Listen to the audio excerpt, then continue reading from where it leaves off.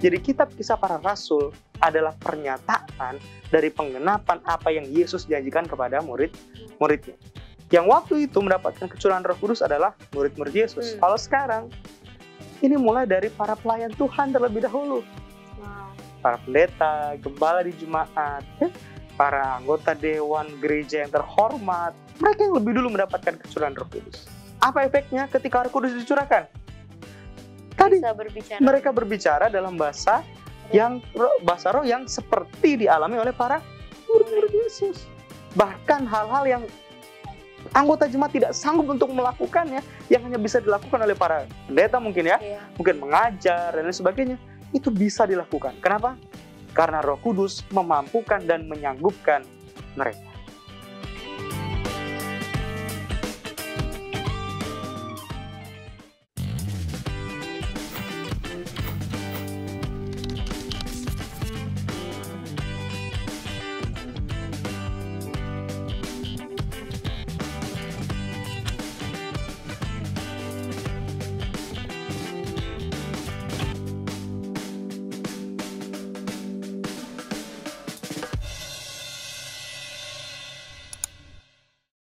Teman-teman semua, kalian sedang login di Facebook bersama aku Bella Dona dan Pendeta Dedi Kurniawan, narasumber kita pastinya. Yes. Dan teman-teman, kalian sedang login di Facebook untuk mengenal tokoh-tokoh Alkitab tentunya yang pasti kita sudah bahas dengan topik yang berbeda ataupun yang baru kita bahas. Jadi teman-teman tetap login dan jangan lupa untuk tetap follow, subscribe, atau komen di semua sosial media Hope Channel Indonesia, mulai dari Facebook, YouTube, dan juga Instagram. Kalian juga bisa nonton program-program yang ada di Hope Channel, khususnya program Facebook di website Hope Channel, dan kalian bisa download aplikasinya Hope Channel, ada di App Store dan juga Play Store Hope Channel, dan kalian bisa langsung update terus dengan program-program Hope Channel dan tentunya juga Facebook. Amin. Pendeta udah download aplikasi? Oh sudah dong. Oke. Okay. Kami keluarga adalah subscriber setia. Wah. Penonton setia. Kami udah subscribe. Kalau pendeta setia, kalian setia nggak jadi subscribernya? Harus dong. Harus ya. Oke pendeta, kali ini kita mau bahas siapa? Kali ini kita akan bahas tokoh Alkitab. Dulu kita udah pernah bahas nih ya. Tapi tidak sedetail apa yang akan kita bahas saat ini. Karena yang lalu dia menulis banyak sekali cerita tentang pelayanan Yesus di atas dunia ini. Artinya dia penulis Injil. Dia penulis Injil. Tapi profesinya bukan pengajar Injil, bukan kayak murid-murid Yesus ya, nelayan. Tapi profesinya adalah seorang tabib, dokter. Oh, dokter. Dokter, dia penulis Injil. Aku pikir teman-teman di rumah bisa menebak siapa tokoh ini. Mungkin ada yang bisa menebak, mungkin ada yang belum menebak. Oh, bisa jadi. Bisa jadi ini adalah pertemuan pertama kalinya ya. Dengan tokoh ini ya. Betul. Dengan penulis kitab ini dan seorang tabib. Mungkin sering lihat di Alkitab tapi nggak tahu secara latar belakangnya. Betul. Nah, yang menariknya lagi adalah dia bukan hanya menulis kitab Injil. Tapi ada lagi kitab yang ditulis yang mengkisahkan perjalanan misionaris dari Rasul Paulus dan banyak rasul-rasul lainnya. Nah, yang menarik adalah kitab yang kedua ini yang ditulis ini yang akan kita bahas pada sesi kali ini, pada episode kali ini. Ketika penulis ini mengungkapkan kepada kita betapa luar biasanya pengalaman gereja yang mula-mula yang ditulis oleh penulis ini dalam kitab tersebut. Wah, ini seperti semacam saksi mata, saksi yang menulis juga, yang dengan kejadian yang sangat spektakuler. Wah, spektakuler. Apa aja mau cari kata-katanya, untung pendeta langsung. Spektakuler. Kenapa spektakuler? Karena dunia tidak pernah membayangkan kejadian itu terjadi, tapi itu terjadi. Nah, yang lebih spektakulernya lagi adalah apa yang dialami oleh gereja pada waktu itu dapat dialami oleh gereja Tuhan di zaman ini. Lebih lagi kepada kita semua, umat-umatnya adalah anggota-anggota gereja. Dan kita akhirnya tahu kejadian itu dari orang ini ya. Betul karena sekali. Orang ini yang nulis. Betul sekali. Apa itu? Betul sekali. Nah, ini istimewanya. Dia seorang ahli medis ya, ahli fisik ya, ahli pengobatan fisik. tapi dia juga bisa memberikan resep rohani sama kita. Resep, betul banget. Ada resepnya juga ya, Betul. rohani. Artinya, Tuhan tidak membatasi seseorang untuk dapat menjadi channel baginya. Betul. Anyone can be his channel. Siapa Betul. saja bisa jadi channel Tuhan. Betul. Mau seorang dokter seperti tokoh yang akan kita Iya. bahas ini, seorang guru Iya. yang adalah inspirasi murid-muridnya, Mhm. ya kan? Seorang mama yang adalah inspirasi dari anak-anak yang di rumah dan Iya, suaminya, iya, ya kan? betul. Seorang ayah sekalipun, seorang petani, pengerja, apapun profesi yang teman-teman Facebook di rumah sementara tekuni saat ini, Tuhan bisa menggunakan profesi-profesi itu untuk menjadi channelnya yang luar biasa. Dan Sama seperti ini. Sama seperti ini. Dan hal-hal yang spektakuler dapat terjadi dalam kehidupan kita. Wah, spektakuler nih. Kayaknya aku Spektakuler, udah gak sabar nih untuk mendengarkan apa sih yang terjadi dan apa yang ditulis oleh orang ini. Sip. Spektakuler seperti apakah itu? Jangan kemana-mana, tetap login di Facebook.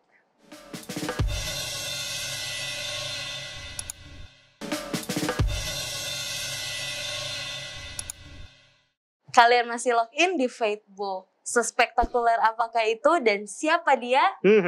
Siapa pendeta? Dia adalah Lukas. Nah, Lukas ternyata. Lukas, betul sekali. Saya punya teman Lukas ya, tapi sayangnya dia bukan dokter. Dia bukan dokter. Tapi nama Lukas punya kesan yang dalam ketika kita membaca kitab Lukas sendiri dan kitab Kisah Para Rasul. Oke. Jadi dua kitab ini ditulis oleh Lukas. Iya.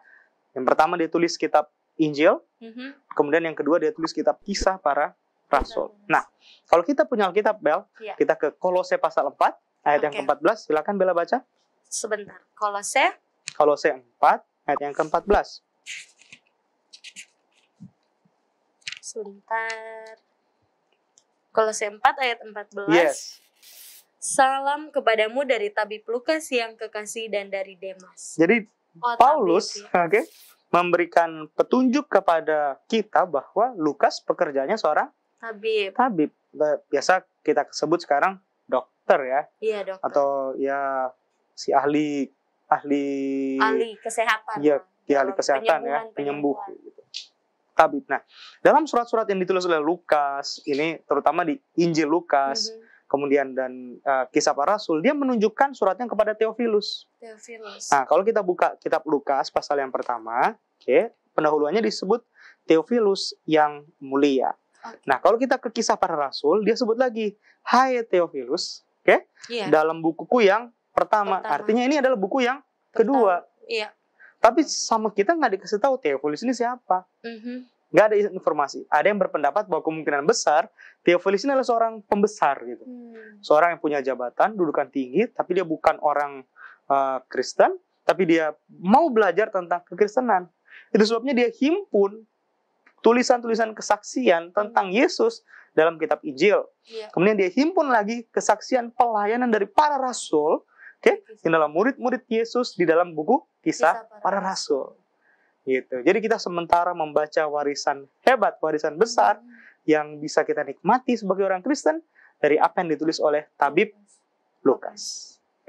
Nah, sepertinya ya, keterangan Kolose 4, kalau kita back lagi ke Kolose 4, itu memberikan petunjuk kepada kita bahwa Lukas ini bukanlah orang Yahudi. Dia seperti orang non-Yahudi yang kemudian convert atau menjadi bagian dari orang-orang Kristen. Boleh dibaca ayat yang ke-11, Bel? Oke, ayat yang ke-11. Dan dari Yesus yang dinamai Yustus, hanya ketiga orang ini dari antara mereka yang bersunat yang menjadi temanku sekerja untuk kerajaan Allah. Mereka itu telah menjadi penghibur bagiku. Kalimat mereka yang bersunat secara khusus merujuk kepada orang Yahudi. Nah, tidak ada nama Lukas yang disebutkan oleh Paulus untuk menyebut 3 nama orang yang bersunat tersebut. Padahal Lukas juga bersama-sama dengan dia. Tapi di ayat yang ke-14 disebutkan nama Lukas. Gitu. Artinya Paulus sementara membedakan Lukas dengan orang-orang yang bersunat atau orang-orang Yahudi. Artinya kita dapat ambil kesimpulan bahwa Lukas bukan orang Yahudi. Jadi ada banyak kontroversi ya tentang siapa Lukas ini. Apakah dia orang Yahudi atau bukan Yahudi. Tapi buat aku ya, yang paling penting adalah tulisan Lukas menginspirasi orang-orang Yahudi dan non-Yahudi untuk mengerti apa yang Tuhan bisa lakukan dalam kehidupan mereka. Bahkan Bapak Gereja seperti Eusebius memberikan keterangan kepada kita bahwa sepertinya Lukas nih orang Antioquia. orang manapun dia, oke, dari suku, ras apapun dia, Tuhan bisa gunakan. Iya. Itu hebatnya Tuhan. Seperti tadi, di awal kita menyapa teman-teman kita, mau pekerjaannya apa, Tuhan bisa gunakan dia. Nah, kenapa kemudian Lukas ini juga bukan orang Yahudi? Karena nama Lukas sepertinya bukan nama Yahudi gitu. Iya sih. Oke, nama Lukas bukan nama Yahudi. Aku punya nama Jawa. Oke, aku malu lagi nanti kasih tahu nama Jawaku. Tapi ketika nama Jawa itu dikeluarkan, orang langsung tahu orang Jawa nih. Oke, nama Jawaku misalnya, Niko misalnya. contoh gini, Pak Joko Widodo. Iya. Bapak Joko Widodo. Mungkinkah nama Joko Widodo itu mungkin orang Manado, orang Sulawesi? Nggak mungkin, karena nama Joko Widodo itu identik dengan budaya Jawa. Oke? Dan nama-nama yang lainnya lah ya, nama Jawa ya. Gak usah contoh, nama pendeta aja. Duh, aku malu yang bilangnya. Nggak, bukan aku malu sama namaku, nggak. Tapi yang penting adalah nama itu identik dengan budaya tersebut, bukan? Nah, nggak ada budaya sama sekali yang memberikan pengertian kepada kita, petunjuk bahwa nama Lukas ini katanya nama Yahudi. Bukan katanya. Lukas adalah nama non-Yahudi. Nah, kemudian Lukas menariknya adalah menyusun tulisannya dalam bentuk tulisan Greka sangat baik. Ya otomatis ini dipengaruhi sama pendidikannya ya. Karena dia dokter, otomatis gaya bahasanya tersusun dengan baik. Tapi untungnya sistematis Lukas, juga. Untungnya Lukas nulisnya nggak kayak dokter-dokter kalau kita kasih resep ya. Apaan ini nih? Betul. Harus butuh apoteker untuk bisa membaca tulisannya si Lukas. Nah, Lukas juga menunjukkan minat yang besar tentang bagaimana Tuhan memberikan Roh Kudus untuk memenangkan banyak orang-orang non-Yahudi. Jadi ceritanya sepertinya lebih berfokus kepada apa yang Yesus lakukan kepada orang-orang di luar Yahudi. Makanya mereka sepertinya berpikir bahwa memang Lukas ini orang Yahudi, bukan Yahudi nih. Kenapa? Karena dia mau memberikan dukungan, petunjuk bahwa orang-orang yang seperti saya itu bisa dimenangkan sama Tuhan. Itu dia. Dan selain yang itu tadi, Paulus memberikan kesaksian bahwa Lukas memang bukan bagian dari orang bersunat. Oke. Nah, Lukas juga disebut Paulus bersama-sama dengan Paulus dalam pelayanan sebagai teman sekerjanya. Filemon 1 ayat 24. Nah, itu juga dibuktikan sama Lukas di Kisah Para Rasul pasal 16. Kalau nanti bisa dibaca di rumah ya. Mungkin teman-teman editor nanti bisa kasih tahu nih ayatnya nih. Di Kisah 16 ayat 6 sampai 11. Lukas memberi kesaksian tentang dia bertemu dengan Paulus dalam pelayanan, dan Lukas menggunakan kata ganti orang dengan menyebut kami. Oke, artinya menunjukkan bahwa Lukas bersama-sama dengan kumpulan orang itu yang menyaksikan pelayanan Paulus. Misalnya gini nih, oh ya teman-teman, kami waktu itu, gantinya aku bilang aku sama Bella, tapi kan lebih enak kalau aku bilang kami. Artinya aku bersama dengan Bella. Jadi aku menyaksikan pengalaman yang real. Lukas menggunakan kata kami untuk memberikan petunjuk bahwa dia bersama-sama dengan Paulus dan para pelayan Tuhan melayani pada waktu itu. Oke, jadi artinya Lukas eksis bukan hanya sekedar mengobati orang, tapi juga melayani. Oke, kemudian di 2 Timotius 4 ayat 11, itu setuju dengan Kisah 28. Kalau kita baca bahwa waktu Paulus ada di penjara di Roma, Lukas juga bersama dengan dia. Nah, jadi Lukas ini bisa disebut sebagai teman sekerja, teman kesukaran juga bagi Paulus. Oke? Nah, kenapa demikian? Kalau kita buka Kisah Para Rasul pasal 28, kita buka Roma aja, terus balik 1 lembar. Oke? Kita Roma di sebelahnya tuh, Kisah Para Rasul pasal 28, ayatnya yang ke-15, kalimat yang terakhir. Ketika Paulus melihat mereka, ia mengucap syukur kepada Allah, lalu kuatlah hatinya. Tidak ada yang menulis kalimat seindah ini. Ketika melihat Paulus yang baru turun dari kapal, setelah tiba di Roma sebagai seorang tahanan. Dia so tua, Paulus. Rambutnya udah mulai putih ya saat itu. Kekuatannya sudah mulai hilang, tidak seperti dulu lagi waktu dia masih muda.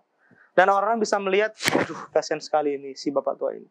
Tapi begitu Paulus melihat orang-orang Kristen, mereka menerobos blokade tentara-tentara, dia peluk si Paulus.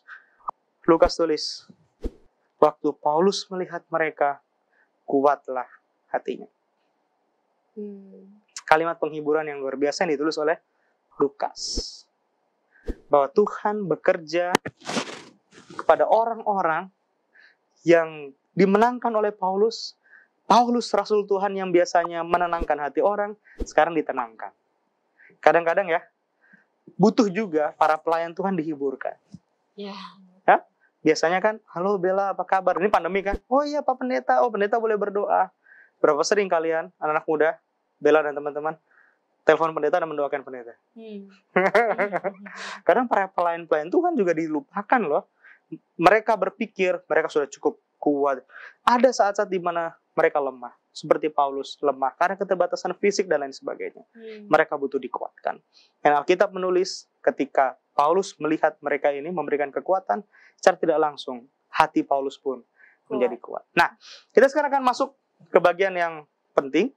Tahan dulu pendeta. Lukas dan Kitab Kisah Para Rasul, tapi karena Bella surutan ya saya tahan deh. Oke, tahan dulu. Jangan kemana-mana, tetap login. Kita akan kembali lagi.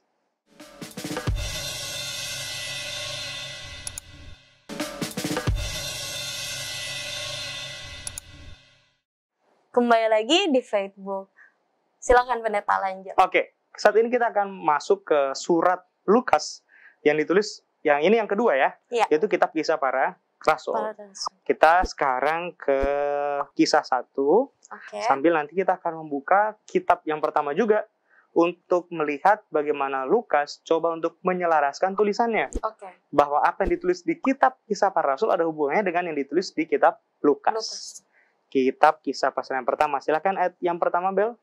Hai Theophilus, dalam bukuku yang pertama aku menulis tentang segala sesuatu yang dikerjakan dan diajarkan Yesus. Terus sampai dengan ayatnya yang kelima deh. Sampai pada hari ia terangkat. Sebelum itu ia telah memberi perintahnya oleh Roh Kudus kepada rasul-rasul yang dipilihnya. Kepada mereka, ia menunjukkan dirinya setelah penderitaannya selesai. Dan dengan banyak tanda ia membuktikan bahwa ia hidup. Sebab selama 40 hari ia berulang-ulang menampakkan diri dan berbicara kepada mereka tentang kerajaan Allah. Pada suatu hari ketika ia makan bersama-sama dengan mereka, ia melarang mereka meninggalkan Yerusalem dan menyuruh mereka tinggal di situ menantikan janji Bapa yang demikian katanya telah kamu dengar daripadaku. Sebab Yohanes membaptis dengan air, tetapi tidak lama lagi kamu akan dibaptis dengan Roh Kudus.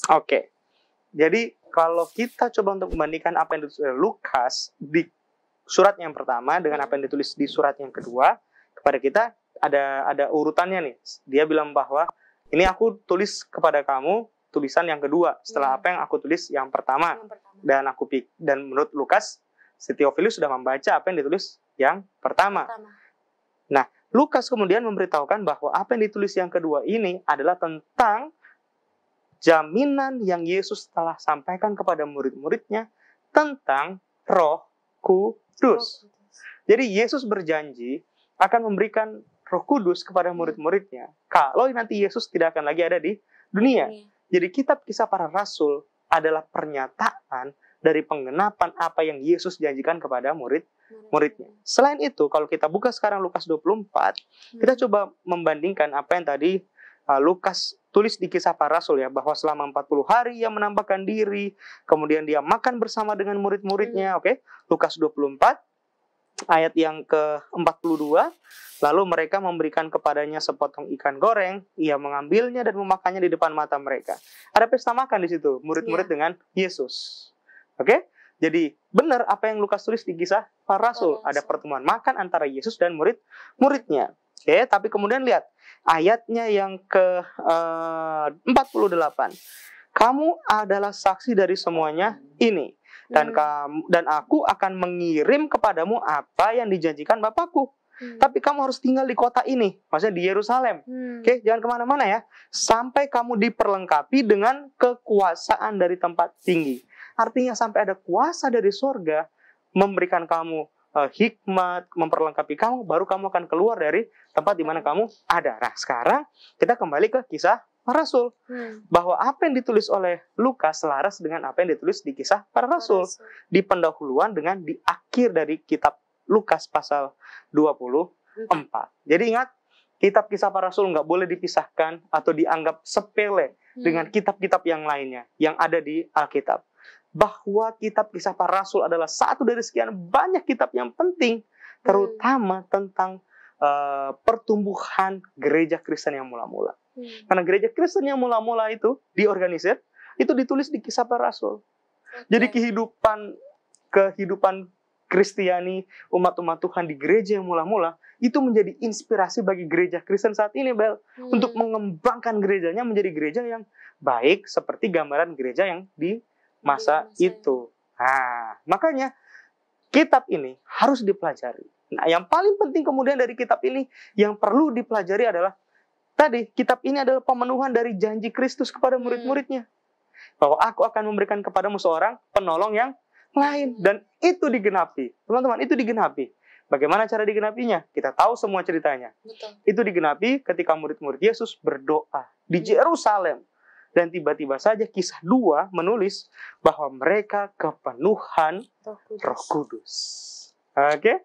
Kepenuhan Roh Kudus. Sekarang apa akibatnya? Peristiwa spektakuler yang tadi Bella sampaikan itu terjadi. Kisah 2 ayat 41. Apa yang ditulis di sana?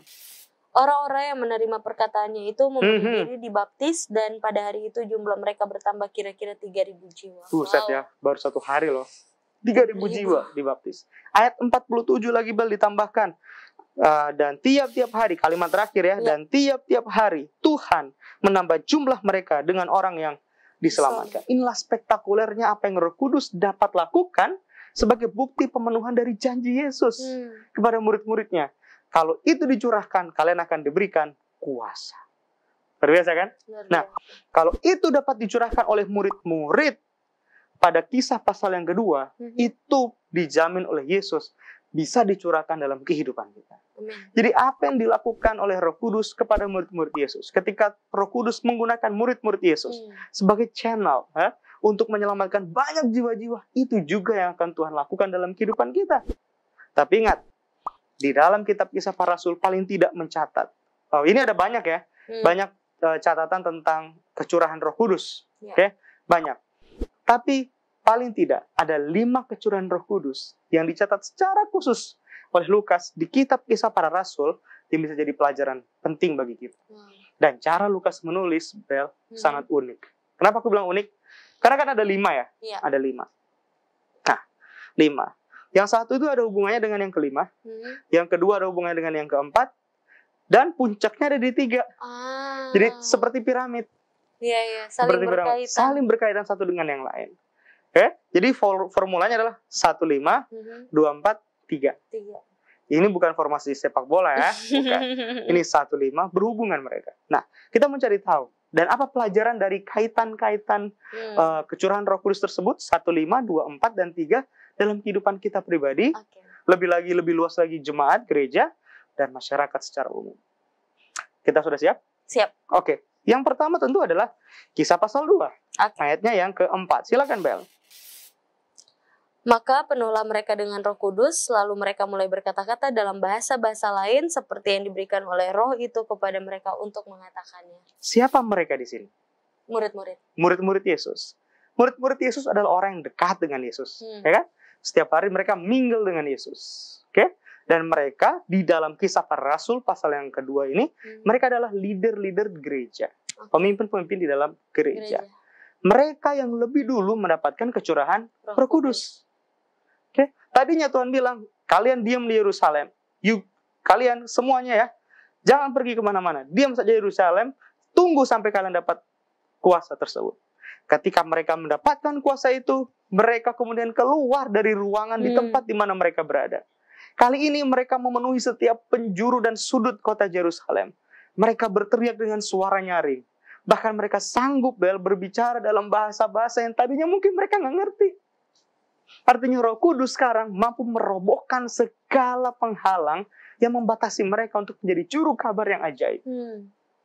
Karena tadinya mereka orang Galilea, sekarang mereka bisa berbicara dalam bahasa Mesir, bahasa Libya, bayangkan.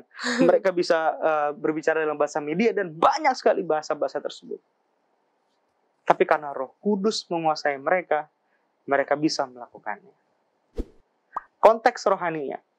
Oke, sekarang konteks rohaninya, pelajaran rohaninya. Yang waktu itu mendapatkan kecurahan Roh Kudus adalah murid-murid Yesus. Kalau sekarang, Ini mulai dari para pelayan Tuhan terlebih dahulu.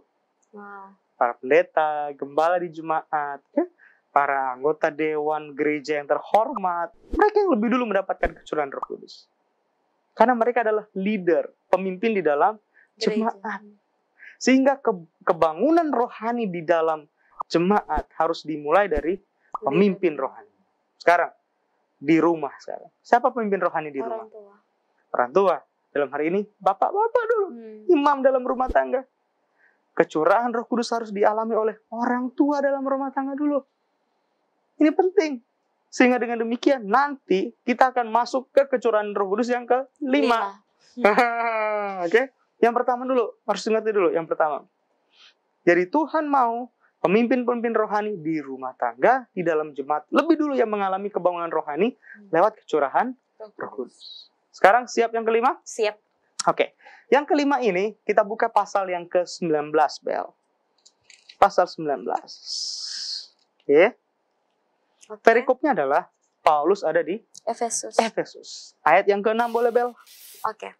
Dan ketika Paulus menumpangkan tangan di atas mereka, turunlah Roh Kudus ke atas mereka dan mulailah mereka berkata-kata dalam bahasa roh dan bernubuat.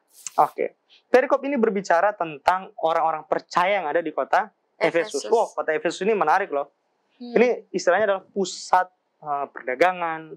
Semua ini sama kayak kita di Jakarta ya. Semua orang pengen ke Jakarta untuk memperbaiki nasib mereka, hidup di Jakarta. Pusat dagang di sini, pusat niaga semua di sini, semuanya ada di sini. Apa yang nggak ada di Jakarta, gitu kan?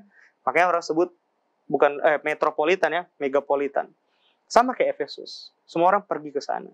Tapi yang menarik adalah tantangan besar yang dialami oleh orang-orang percaya di Efesus, mereka belum mengerti apa itu kecurahan Roh Kudus. Oke? Mereka udah Kristen loh ini, mereka udah jadi bagian dari gereja Tuhan. Tapi mereka belum mengerti, belum tahu apa itu kecurahan Roh Kudus. Makanya para rasul datang ke sana mengajar mereka. Oke, mengajar mereka tentang Roh Kudus dan para rasul membaptis mereka dengan baptisan Roh Kudus. Oke? Nah, apa efeknya ketika Roh Kudus dicurahkan? Tadi mereka berbicara dalam bahasa roh yang seperti dialami oleh para murid Yesus. Luar biasa kan? Ya. Artinya tidak ada lagi batasan yang tidak dapat dialami oleh orang-orang. Iya. Ingat, siapa mereka ini? Anggota-anggota jemaat. Ini yang keberapa ini? 5. Kelima. Tadi yang pertama? Para pemimpin. Para pemimpin gereja. Para pemimpin rohani dalam rumah tangga. Sekarang anggotanya.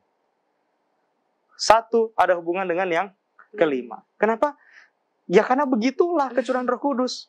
Yang pertama harus dialami dulu sama pemimpin-pemimpinnya, baru sama semua anggota-anggota jemaatnya. Artinya tidak hanya para pemimpin rohani yang mengalami kecurahan Roh Kudus, semua anggota gereja, anggota jemaat, bahkan anggota rumah tangga juga harus mengalami kecurahan Roh Kudus. Supaya kita semua boleh mengerti makna kalimat ini. Total member involvement. Ingat ini? Kenapa disebut total member involvement? Karena all member are involved.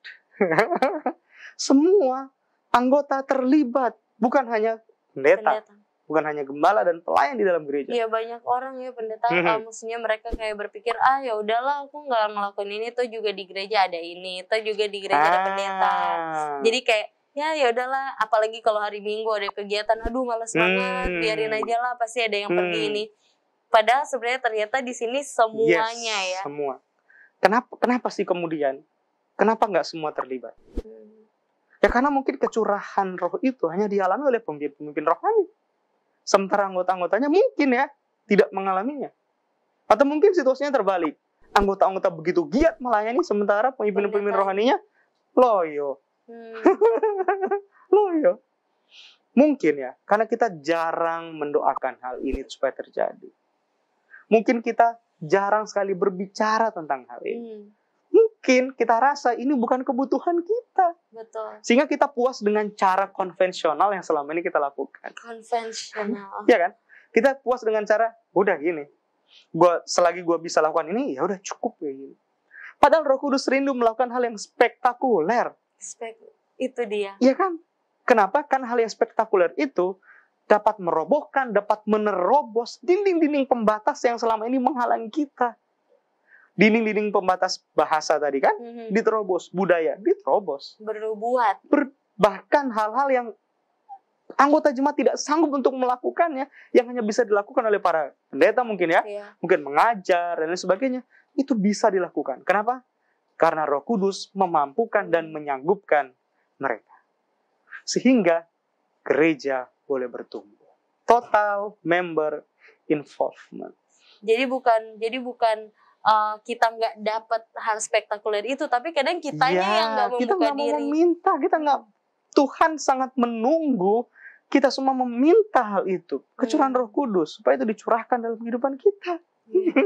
Jadi Bella ya, kalau ada pendeta, mungkin pendeta jemaat kita yang mulai lesu, ya, kecapean dalam pelayanan, sangat hektik sekali, datang kepada pendeta, kasih semangat pendetanya.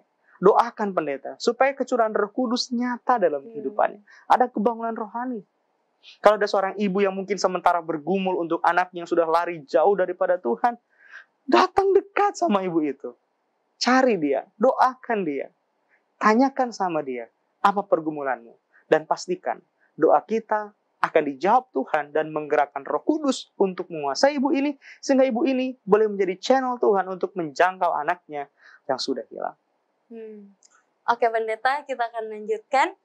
Kita akan bahas lagi 3 hal atau 3 topik tentang kecurahan Roh Kudus. Jangan kemana-mana, tetap di Facebook.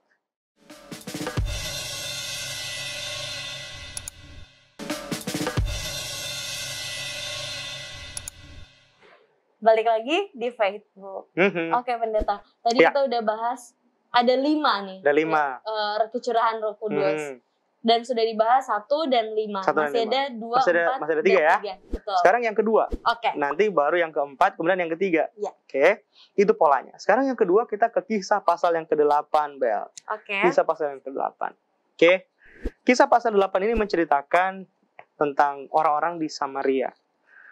Ini menarik ya, orang Samaria ya. Kalau mau cari tahu tentang siapa orang Samaria, orang Yahudi paling tahu deh kayaknya. Karena orang Yahudi benci banget sama orang Samaria. Orang Yahudi menganggap orang Samaria bukan orang Israel sejati. Walaupun sebetulnya mereka masih ada hubungan saudara. Utara dan selatan kan? Tapi karena ekspansi bangsa Asyur membuat mereka kemudian harus keluar, ada sebagian juga dicampur dengan bangsa-bangsa lain yang dikalahkan sama bangsa Asyur. Jadi membuat mereka sepertinya bukan lagi orang Israel sejati karena perkawinan percampuran. Sehingga orang Yahudi melabel mereka, lu liberal lu, gitu. Karena ya tadi itu percampuran, lu bukan sejati lagi, lu nggak murni lagi, udah nggak original. Nah itu nggak ori lagi karena bercampur. Nah mungkin ya Bel, ini adalah gambaran yang cocok untuk menggambarkan anggota-anggota jemaat yang kayak begini nih, sekular. Oke? Ini anggota-anggota jemaat yang suka mencampurkan hal-hal rohani dengan hal dunia. Oke? Ini adalah orang-orang yang kayak gini nih. Yang penting hati gue baik, gue masih berdoa, gue masih bayar perpuluhan, that's it, that's all man, apain? Dan sadar atau tidak? Banyak loh pendeta yang mikir seperti dan sadar atau enggak ya? Ini dialami oleh gereja saat ini, terutama anak muda. Ngerti nggak? Kenapa? Karena ya tadi postmodern thinking kali ya, postmodern ya. Yang penting gue baik gitu. Yang penting gue baik. Ini adalah orang-orang yang satu kakinya di gereja, satu kaki di dunia. Kalau bisa mungkin satu kaki di sorga, satu di dunia, masih menikmati semua. Kalau bisa itu diizinkan, ya itu mereka lakukan. Tapi kan nggak begitu kan? Nggak begitu. Jadi pertanyaan besarnya adalah bagaimana kita bisa membawa orang-orang ini untuk kembali lagi ke jalan Tuhan. Dan Roh Kudus melakukan hal itu. Dan itu dialami oleh orang Samaria yang ditulis di Kisah Para Rasul pasal yang ke-8. Coba baca ayat yang ke-15. Apa yang terjadi? Yang ke-15 ya. Setibanya di situ kedua rasul itu berdoa supaya orang-orang Samaria itu beroleh Roh Kudus. Lihat, orang Samaria pun mereka merasakan yang namanya kecurahan Roh Kudus. Artinya tidak ada yang tidak dapat dijangkau oleh Roh Kudus kecuali hatinya ditutup. Betul. Kalau hatinya dibuka, Roh Kudus pun akan sanggup menjangkau orang-orang model-model kayak orang-orang ini, orang Kristen sekular. Jadi yang awalnya itu pemimpin-pemimpin gereja, pertama harus dialami sama pemimpin gereja, kemudian anggota jemaat. Yang sekarang adalah orang-orang yang berpikir ya udah tercampur dengan dunia lah pikiran-pikirannya. Jadi sekarang lihat level ya, level seperti ada level-level kelas-kelas gitu ya. Kayak begitu, bukan level, artinya ada klasifikasi. Iya. Ada klasifikasi, pengelompokan yang berbeda-beda. Makanya tadi aku bilang kan, kalau ada gembala lesu, datang doakan. Ada seorang ibu punya pergumulan, datang doakan. Ada mungkin seorang ayah yang bergumul karena dia seorang pelayan nih Bel ya. Dia dituntut menjadi seorang yang sanggup memberikan contoh teladan yang baik, tapi dia bergumul, dia tahu dia lemah. Datang sama dia, doakan supaya Roh Kudus menguasai pikirannya. Kalau ada anak muda yang mulai merasakan bosen gue, ini ritual keagamaan gak ada efeknya sama hidup gue. Oke? Jadi sepertinya semua kegiatan ibadah itu hanya rutinitas belaka dan gak ada sama sekali pengaruhnya sama hidupnya. Jangan tinggalkan mereka, datangi mereka, doakan mereka. Supaya Roh Kudus dapat melakukan hal yang sama yang dilakukan oleh Roh Kudus kepada orang di Samaria. Betul.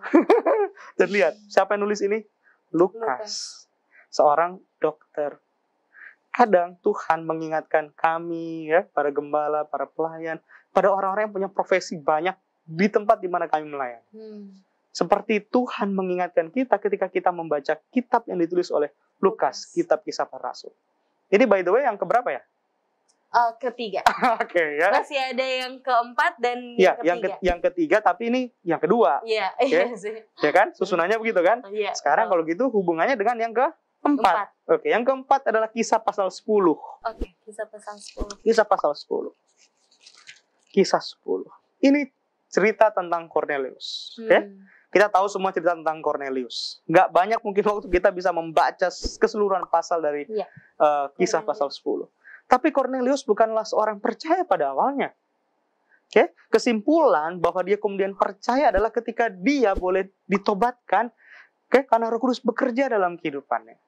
Sehingga dari seorang Italia, seorang Roma yang tidak percaya, sekarang menjadi seorang yang percaya kepada Tuhan. Apakah ateis, pendeta? Bisa kita katakan Cornelius adalah tipe-tipe orang yang nggak lagi penting Tuhan itu dalam hidup. Fakta bahwa Tuhan ada nggak penting, Tuhan nggak ada juga nggak penting. Artinya ya terserah. Mungkin lebih kalau skeptis mungkin ya pokoknya nggak penting lah Tuhan itu dalam hidup mereka. Bukankah hal ini juga sering kita temui dalam hidup kita? Banyak orang yang nggak peduli sama agama, banyak orang nggak peduli sama Tuhan, kehidupan rohani, gue nggak peduli. Karena hidup gue yang lebih gue peduli, diri gue yang gue peduli. Kita banyak bertemu dengan orang seperti ini. Mungkin kita nggak sengaja atau sadar tidak sadar, mereka adalah teman teman sekantor kita, semeja dengan kita di kantor. Kita mungkin nggak pernah bertanya, apa yang kamu percaya? Sampai mungkin kita nggak pernah merasakan peristiwa spektakuler, cerita seperti Cornelius terjadi dalam hidup kita. Karena mungkin kita nggak pernah mau ngomong. Kenapa? Karena mungkin Roh Kudus belum bekerja dalam hidup saya. Atau mungkin Roh Kudus sudah bekerja tapi kitanya nggak peka. Kalau Roh Kudus sudah bekerja dalam hidup kita, mata rohani kita akan sanggup terbuka dan bibir kita akan digunakan untuk melakukannya. Yang terjadi kemudian adalah kita terlalu santai, tertidur dan diem di ruangan kita, di zona nyaman kita dan aman kita nggak melakukan apa-apa. Karena kalau Roh Kudus berkuasa, kita nggak akan dibuat diem. Karena Roh Kudus nggak bisa diem. Bayangkan kalau Roh Kudus diem. Nggak ada yang disamakan. Nggak ada lagi peristiwa-peristiwa kayak gini yang spektakuler. Karena mujizat terbesar yang yang Allah lakukan dalam hidup ini adalah ketika seseorang bertobat. Itu dia. Jadi kita harus aware dan lihat betapa banyak orang-orang yang acuh tak aja, yang merasa mungkin nggak penting terhadap agama, Tuhan, kepercayaan, berdoa dan lain sebagainya, yang perlu kita jangkau dan bawa kepada Kristus. Ini terlepas dari soal budaya apa yang kamu percaya, tapi kita dituntut untuk menjadi saksi Tuhan yang hidup. Luar biasa ya Lukas menulis ini ya. Lukas lah yang nulis. Oke, ini yang keberapa ini? Sudah yang keempat. Sekarang, ingat, jadi yang pertama itu harus dialami oleh para pemimpin-pemimpin rohani. Yang kedua, semua anggota jemaat. Yang ketiga adalah mereka yang sekular. Iya, betul itu. Nah, kemudian yang berikutnya adalah yang sama sekali nggak kenal sama Tuhan. Sekarang kita buka Kisah 9 ayat yang pertama. Silakan, Bel. Ya, Kisah pasal 9 ayat. Sementara itu berkobar-kobar hati Saulus untuk mengancam dan membunuh murid-murid Tuhan. Ia menghadap imam besar. Kalau ada ancaman paling besar yang dialami oleh umat-umat Tuhan saat itu, datangnya dari mana? Saulus. Di mana Saulus pergi, itu ancaman. Jadi kehadirannya di kerumunan orang Kristen saat itu seperti cambuk ya, untuk membubarkan mereka dan kalau bisa membinasakan mereka. Oke? Tapi apa yang Roh Kudus bisa lakukan dalam kehidupan si Saulus ini? Buat dia bertobat. Saulus menjadi Paulus. Musuh Injil dari umat-umat Kristen sekarang menjadi satu dari sekian banyak misionaris yang paling berpengaruh yang pernah dicatat oleh Alkitab. Wow. Paulus loh ini. Oke, kita sekarang baca ayat-ayat berikutnya ya. Ayat 17, Bel. Ayat 17, lalu pergilah Ananias ke situ dan masuk ke rumah itu. Ia menumpangkan tangannya ke atas Saulus, katanya, Saulus, saudaraku, Tuhan Yesus yang telah menampakkan diri kepadamu di jalan yang kau lalui, telah menyuruh aku kepadamu, supaya engkau dapat melihat lagi dan penuh dengan Roh Kudus. Mau sekeras apapun hati Paulus, si Saulus ya, yang jadi Paulus, Roh Kudus bisa melunakkan. Dan kalau baca ayat yang ke-18, apa akhirnya pengaruh dari kecurahan Roh Kudus? Ia dapat melihat lagi. Terus? Ia bangun lalu dibaptis. Akhirnya si Saulus memberikan diri menjadi pengikut Kristus. Wah, Bel, ini pelajaran yang menakjubkan. Iya, betul. Karena begini, apalagi yang belum bisa dilunakkan oleh Roh Kudus, yang masih keras di hidup kita. Mungkin sifat malas berdoa, malas membaca firman, atau mungkin sifat ini anak muda nih ya, nggak menghormati orang tua, mungkin ada konflik yang sementara dialami oleh anak-anak dengan orang tua, suami istri mungkin yang sementara menyaksikannya dan masih ada konflik, ibu mungkin yang bergumul karena suaminya masih jauh dari Tuhan. Atau mungkin seorang bapak yang mau agar istrinya menghormati dia sebagai seorang pemimpin rumah tangga. Apa masih ada lagi yang keras dalam hidup kita yang belum dilembutkan oleh Yesus? Kalau masih ada, cerita ini harusnya dapat menginspirasi kita. Bahwa apa yang dialami oleh Saulus, si pembinasa itu, dapat kita alami. Dapat dialami oleh siapa saja. Dan Tuhan sanggup mengubah Saulus menjadi Paulus. Dan bukan saja juga orang-orang yang di dalam gereja yang diubahkan, orang-orang yang songkuku atau nggak percaya, tapi ternyata yang menindas. Yes, betul sekali.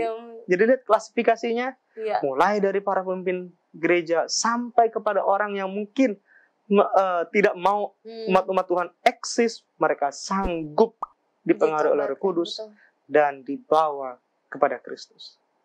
Ternyata memang pekerjaan Roh Kudus ini Lukas mau menggambarkan bahwa pekerjaan Roh Kudus itu sangat besar ya. Betul Lukas sekali. menekankan bahwa dari Roh Kudus inilah sampai ada perubahan-perubahan yang sangat besar, spektakuler pada saat itu. Dan dengan Lukas menuliskan ini menekankan kembali bahwa pentingnya atau kita sangat membutuhkan Roh Kudus itu. Kalau nggak ada Lukas menuliskan kisah-kisah ini, cerita spektakuler ini, mungkin kita tidak akan mengerti cara Roh Kudus bekerja ya, pendeta. Betul sekali. Aku suka kalimat itu ya.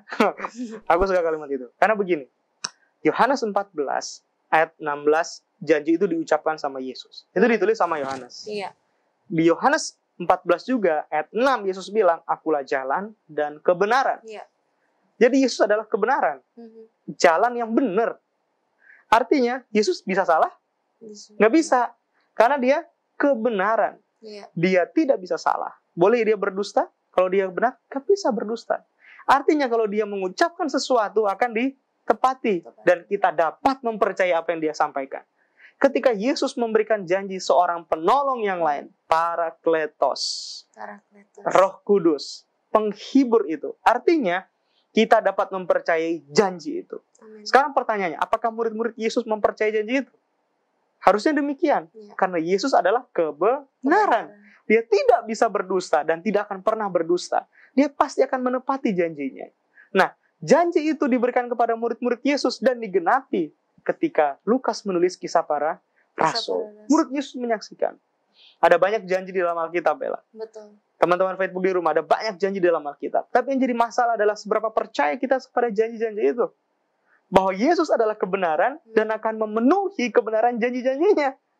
Tapi yang jadi masalah ada berapa sering kita berdoa, mendoakan setiap janji yang Tuhan telah berikan kepada kita.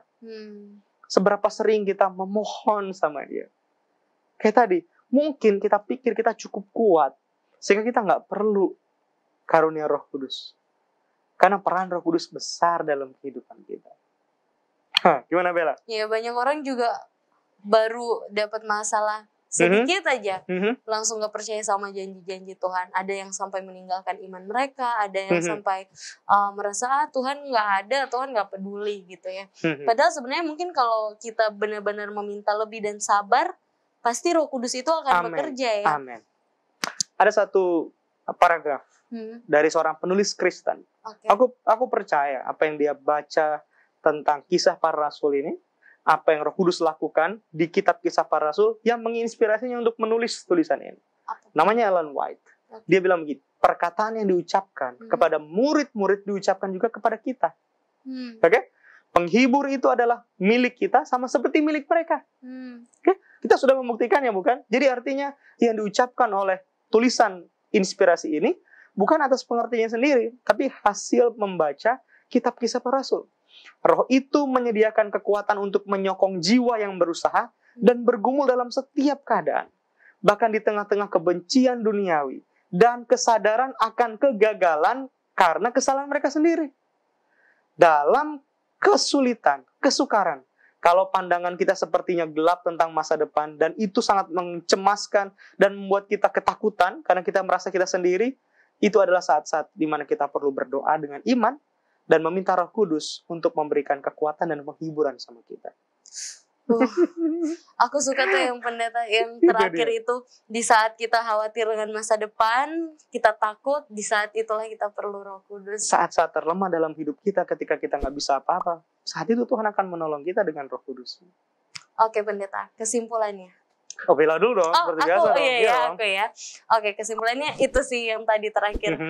Ternyata kita harus berterima kasih banget karena Lukas menuliskan ini semua. Karena akhirnya kita jadi mengerti, kita jadi tahu bagaimana Roh Kudus bekerja. Kita tahu ada seorang penolong, kita tahu ada penghibur, tapi dengan bantuan tulisan dari Lukas ini, kita jadi mengerti penghibur itu atau penolong itu bagaimana cara bekerjanya dan siapa saja yang bisa dijangkau oleh Roh Kudus. Dan aku sangat kena banget nih yang tadi pendeta bilang, suatu kutipan dari penulis Kristen bahwa di saat-saat terlemah kita, bahkan di saat kita kayaknya takut dengan semuanya, disitulah kita memerlukan Roh Kudus.